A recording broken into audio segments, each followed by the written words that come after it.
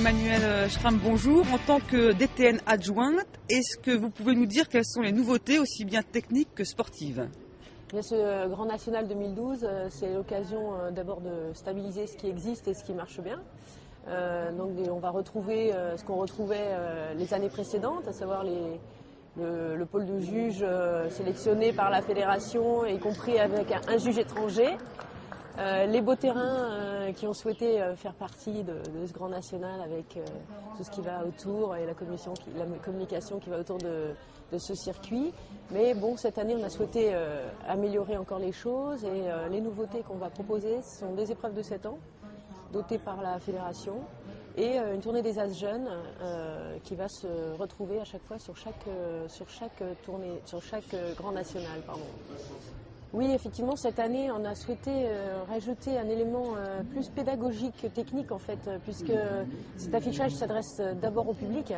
C'est la vocation de l'affichage, c'est donner de l'intérêt à l'épreuve, faire comprendre aux gens qui vont pouvoir regarder les épreuves du Grand Prix ou les épreuves qui sont sur la piste principale en général, essayer de comprendre ce qui se passe et de mettre en face d'une figure une note. Comprendre qu'il y a 5 juges, qu'il y a 5 notes, qu'à chaque fois il y a une moyenne, que cette moyenne elle évolue au fur et à mesure de la reprise, et puis éduquer le public à ça, et puis en même temps ça permet aussi aux cavaliers de s'évaluer mieux. Bon, évidemment ils ne vont pas se voir en direct, mais ils vont voir les reprises des autres, les notes qui s'affichent, et c'est intéressant. Ouais, ça oblige un peu les juges à se dépêcher de mettre leurs notes aussi, et là c'est pour cette premier épisode. On est tous confrontés à la première expérience et c'était assez amusant pour tout le monde. Dernière question, cette année le Grand National compte plus d'étapes, elles sont plus réparties, pour quelles raisons? Alors effectivement, on passe de 4 à 6 étapes.